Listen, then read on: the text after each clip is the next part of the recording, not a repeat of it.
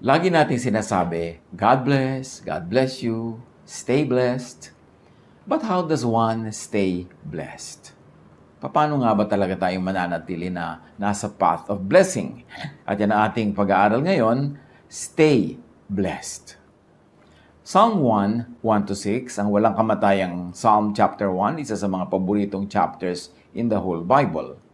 Blessed is the one who does not walk in step with the wicked, or stand in the way that sinners take, or sit in the company of mockers, but whose delight is in the law of the Lord, and who meditates on his law day and night. That person is like a tree planted by streams of water, which yields its fruit in season, and whose leaf does not wither. Whatever they do prospers. Not so the wicked. They are like chaff that the wind blows away. Therefore the wicked will not stand in the judgment, nor sinners in the assembly of the righteous. For the Lord watches over the way of the righteous, but the way of the wicked leads to destruction. Words pregnant with meaning, hitik na hitik, punong-puno ng mga karunungan, kaalaman, yan ang mga kagalingan pag nagbabasa ka ng mga sinaunang mga compositions, because it takes a lifetime para makaproduce ka ng mga latik ng karunungan. Napakaraming nyog na kailangang kudkurin, gatain at lutuin para makagawa ng konting latik. Ganyan din yung mga kasabihan ng matatanda, lalong-lalo itong wisdom books sa Bible. Isa-isahin natin at hanapan ng leksyon sa buhay natin itong Psalm chapter 1, bukod dun sa mga dati na nating nalaman at dating natanto. Psalm 1 verse 1. Blessed is the one who does not walk in step with the wicked, or stand in the way that sinners take, or sit in the company of mockers. So ang tinutukoy dito, the wicked, the so-called sinner, the mocker versus God, or God's moral law. Ang una siyempreng papasok sa ating isipan pagka merong wicked, sinner, or mocker, ang binibreak niya, God's moral law. Yung bang law of what is right or wrong. But remember, moral law is not always equated with religious law. Hindi lahat ng religious law correct. Hindi lahat ng religious law tama. Pero yung moral law ng Diyos, yung tama, tama, yung mali, mali. So, differentiate moral law from religious law. Yung moral law, yun yung universal law of God of what is good and what is bad.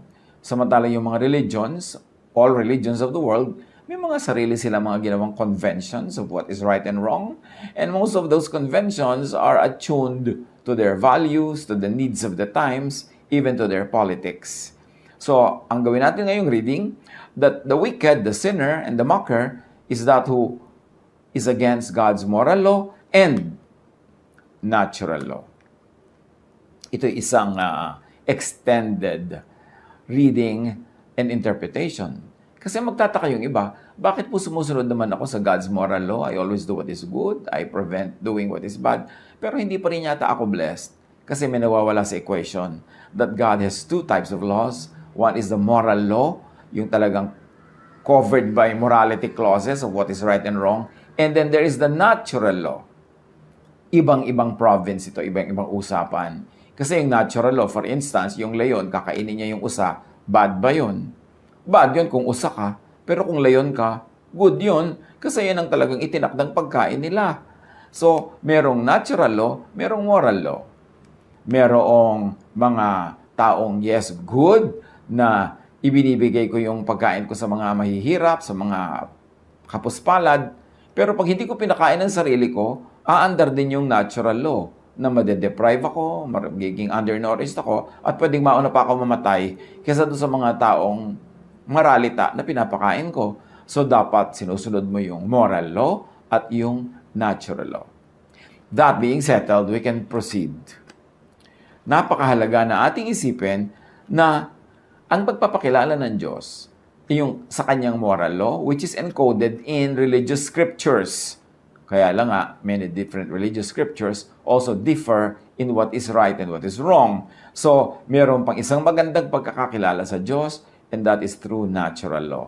Dahil definitely, kung ang mga religious laws ay pwedeng pakialaman ng tao, pwede nilang i-edit o pwede nilang i-slant sa kanilang mga biases, nobody can slant natural law. Talagang God ang may gawa niyan at walang pwedeng makialam. Therefore, it is a pure image of God. Romans 1:20, for since the creation of the world, God's invisible qualities, His eternal power and divine nature had been clearly seen, being understood from what has been made, so that people are without excuse. So sinasabi, lalong malinaw ang pagpapakilala ng Diyos sa kanyang puso, sa kanyang isip, sa kanyang pagiging Diyos sa pamamagitan ng mga nilikha niya, natural creation. Therefore, God could be known through natural law. At kung i-apply natin ito sa Psalm chapter 1, verse 1, blessed is the one who does not break. Blessed is the one who respects and obeys God's universal and moral law and natural law. Psalm 1:2, but whose delight is in the law of the Lord, and who meditates on His law day and night. Blessedness daw na ikatuwa mo, ipagdiwang mo, ipagbunyi mo ang law of the Lord, yung moral law. Na kung yung tama sa Diyos, agree ka rin, tamang-tama sa'yo. Yung ayaw ng Diyos, ayaw mo rin, blessed ka. Kesa nakikipagtunggali ka na yung ayaw ng Diyos ang gusto mo, at yung gusto ng Diyos ayaw mo, paano ka mabe-bless nun? So yung moral law, mahalaga, agree ka dyan, pero dinagdagan nga natin yan ng isang angle ng natural law. Blessed ka kung nagde-delight ka rin, nagbubunyi, natutuwa at sumusunod sa natural law. Meaning, para ka umani, magtanim ka. Para ka matulog ng mahimbing, linisin mo ang iyong konsyensya. Para ka lumusog, kumain ka ng tama, magpahinga ka. Sinusunod mo rin ang natural law. Blessed ka nun. Kasi maraming tao, they struggle to really, and they strive very hard to obey God's moral law. At doon, pasado sila. Pero they fail sa pag-respect sa God's natural law. Kaya nagkakasakit pa rin sila, nalulugi pa rin sa negosyo, nasusunugan, kung ano na nangyayari, kasi meron pang natural law. Hindi mo nang pwedeng i-override yung natural law by just obeying the moral law. Kailangan sabay. Ang pag-override mo sa natural law, miracle yon. At hindi law yung miracle. Siya ay exception, hindi siya yung rule. Now, blessed is the one who meditates on and think deeply about. Blessed is the one who delight on and agree with and celebrate God's moral and natural law. Hindi sapat maging religyoso, kailangan din practical. Hindi sapat na napakataas ng grade mo sa morality tas bagsak ka sa physical sciences. Kasi magkakaroon din yan ng repercussion sa iyong buhay, makaka-apekto sa iyong blessedness. Psalm 1:3, that person is like a tree planted by streams of water. Yun daw taong nagre-respect sa God's moral and natural law, which yields its fruit in season, and whose leaf does not wither. Whatever they do, prospers. Pagka sumusunod ka sa God's moral law of what is right and wrong, what is good and bad, ino-observe mo yan. At pagkatapos sumusunod ka sa natural law, nagtatanim ka sa tamang panahon, ginagawa mo yung dapat, iniingatan mo yung sarili mo na hindi ka mahulog dahil may law of gravity, yan, para ka daw punong nakatanim sa tabi ng batis. Ano man ang mangyari, nakasawsawang yung ugat sa tubig, napapainom ang halaman, mamumunga, laging sariwa mga dahon, at ito ang blessedness. Huwag kang lalayo sa streams of water. Yung streams of water na yon, moral water and physical water. Yung natural water and spiritual water. Pareho mo dapat magkasabay na ino-observe ang mga bagay na yan para patuloy tayong maging blessed. People who understand, appreciate, obey, and enjoy obeying God's moral and natural laws become and remain prosperous. Psalm 1 verse 4, not so the wicked. They are like chaff that the wind blows away. So sino yung wicked dito? Yung disobedient to God's moral law, at idagdag natin, those who are disobedient to God's natural law. It's a form of wickedness to disobey natural law because God is also the author of moral and natural law.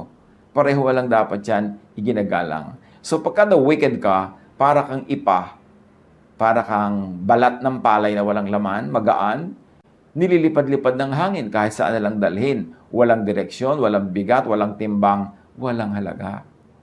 The wicked have no roots or anchor or stability. The wicked have no directed growth to fruitfulness, and they have no sure path to prosperity. And remember, this is not only the wicked in moral terms, but also the wicked in terms of not obeying, not respecting natural law. Hindi sapat na relihiyoso ka, hindi sapat na spiritual na moral ka, kailangan din nakasubmit ka to physical laws, to the natural law of creation. Psalm 1, 5-6. Therefore the wicked will not stand in the judgment, nor sinners in the assembly of the righteous. For the Lord watches over the way of the righteous, but the way of the wicked leads to destruction. Non-adherence, disobedience to God's moral and natural laws have automatic consequences.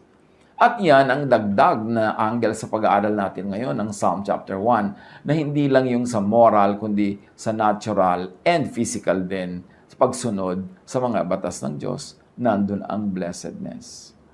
Galatians 6:7, if you think you can fool God, you're only fooling yourselves. You will harvest what you plant. And apply this spiritually, apply this physically, practically. Kailangan, kung ano yung gusto mong anihin, yun ang itatanim. Ano gusto mong umani ng peace of mind? Anong itatanim mo sa iyong brain, sa iyong utak? Di peaceful thoughts. Kailangan naman magkaroon ka ng peaceful sleep. Ang itinanim mo dyan, puro bad news, lalo fake news, lalo yung mga hysterically bad news. Paano ka magkaka-peace? Gusto mo ng peace in the Lord. Nangako na nga siya na, I will never leave you, I will never forsake you, I will always take care of you. Tapos ang lagi mong iniisip, mga nakaka-torture na idea ng mga end times, na according to Matthew 24, tapos na nga. Pero gusto mo pang hindi pa tapos, gusto mo mangyayari pa lang, ninenervyos ka tuloy. So ang bunga ay gulo kasi ang tanim ay gulo. Both physical and spiritual pagtatanim ang pinag-uusapan natin. Yung ang gusto mo, ang ani mo, masagana ka, marami kang savings, kaya anong tanim mo? Nagtanim ka ba ng pagsisikap? Nagtanim ka ba ng sipag? Nagtanim ka talaga ng diskarte? Nagtanim ka ng pagtitipon, pag-iimpok? O ano tinanim mo? Kung itinanim mo kasi katamaran, ang itinanim mo paggastos sa walang habas, ang itinanim mo wala kang ginagawang paghahanda, siyempre ang aanihin mo yun din. O anong itinatanim mo emotionally sa iyong puso? Pag-ibig sa kapwa. O di ang aanihin mo rin pag-ibig. Kung hindi ka man ibigin ng taong exactly na inibig mo, may ibang iibig sa iyo. Kasi ang itinanim, aanihin. Pero kung wala ka namang itinatanim, tapos aasahan mo, aani ka nun. Paano mangyayari yon? That's why blessed is the man who walks not in the counsel of the wicked. At yung wickedness na yon, kahit spiritual, kahit scientific. Merong scientific wickedness yung hindi mo nire-respect ang law of science. Hindi ka kumakain ng tama, hindi ka natutulog ng husto, tapos gusto mo malusog ka. He cannot be blessed that way. You have to do it spiritually and physically. Naturally and spiritually. Sabay. For survival, growth, and fruitfulness, know God's universal moral law as taught by Jesus and as taught by others, but filtered through Jesus and affirmed by Jesus. Ano bang tama? Anong mali? Siyempre, Jesus is Lord of Lords. By Him, everything should be measured. He is in the center of everything. He is the one who holds everything together. So, isipin mo, ano ang mali at tama? Yung sabi ni Jesus. Kasi siya ang Lord of Lords. Siya ang nabuhay na muli. Siya ang ating Savior. Pag may sinasabi ang ibang religious persons, pag may sinasabi ang ibang chapters, verses, na kontra sa sinasabi ni Jesus, dapat hindi ka malito kung kanino ka dapat sumunod. Ngayon, yung marami naman mga ibang teachers, ibang verses, ibang chapters, ibang books, may mga katuroan din kung anong tama, sundin. Basta pumapasa sa Jesus filter. Basta nag-a-agree sa katuruan ni Jesus. Pag may disagreement, dapat alam mo kung kanino ka loyal. Kay Jesus. Siya naman ang namatay para sa atin. Siya naman ang nabuhay na muli. Siya naman ngayon ang ating eternal friend and Savior. So, kanino ka dapat maging loyal? Wala dapat confusion. Marami rin naman mga teachings kahit ng mga ibang religions na pag pinadaan mo kay Jesus, pasado, o di pwedeng i-apply kasi dadaan sa Jesus filter. Pero marami rin ang mga Christian church teachings pag pinadaan mo talaga kay Jesus, maraming hindi papasa. Kasi malupit, kasi unkind, unloving. So, si Jesus pa rin ang dapat nating sundin kung gusto nating talagang mabless. Know and obey God's natural law as well. Huwag natin pagkontrahin yung God's spiritual laws at saka yung God's natural laws. Kasi God lang ang parehong author niyan. Siya lang mag-isa. Wala nang iba. So, kailangan nating sundin pareho. Keep space for occasional time and chance din naman. Hindi naman laging natural law na pag may ginawa kayo ng bunga. Kung minsan ginawa mo, tas na iba yung bunga o hindi na bunga. Sabi yan sa Ecclesiastes 9:11-13, time and chance. Meron daw talagang kuminsan ay dinadat na ng alat sa buhay. I saw other things in this life that were not fair. The fastest runner does not always win the race. The strongest soldier does not always win the battle. Wise people don't always get the food. Smart people don't always get the wealth. Educated people don't always get the praise they deserve. When the time comes, bad things can happen to anyone. Sabi ng ibang verses, time and chance happens to all. At sabi ng iba pang mas direct na verses, sometimes people go through bad luck. Or bad luck can happen sometimes. So generally, know, appreciate, obey God's will expressed in Jesus-filtered moral law and natural law. Idinidiin natin yung Jesus-filtered kasi hindi lahat ng moral and religious laws pasado kay Jesus. Merong mga expired na dahil dumating na si Jesus. So, huwag na ipagpilitan yon. Meron naman mga luma pero pasado pa rin, loving pa rin, kind ng application, tuloy dapat yon. But remember, ito ang source ng kabiguan, ng frustration ng maraming relihiyoso. They are very religious. They are very fastidious and strict in obeying moral laws, pero pinapabayaan nila ang pagsunod sa natural law. Hindi nila ginagawa yung practical. Hindi ginagawa yung dapat na hinihingi ng kalikasan. So, natatalo sila in that aspect. Kahit anong dasal ang gawin mo para ka pumasa sa isang exam, kung hindi mo ginawa yung natural law, hindi mo sinunod na nag-aral ka, tapos tinandaan mo talaga yung pinag-aralan mo, tapos hindi ka nagpahinga before the exam, kaya yung katawan mo wala sa kondisyon, kahit magdasal ka na magdasal, hindi yun automatic napapasa ka. Ngayon, kung pumasa ka dahil sa dasal, miracle. Pero ba't ka naman aasa sa miracle? Bihira mangyari yon, tsaka hindi mo alam kung kailan yun magte-take effect. So, gawin mo yung mas madali, yung mas natural, yung mas under your control, obey natural law. You want to be blessed? Be morally upright. And also be upright in terms of respecting natural law. Be planted where it is practical that you would and that you could expect that you would bear fruits. Hindi itatanim ang sarili mo sa isang very barren land, tapos dasal ka ng dasal, maging fruitful ka.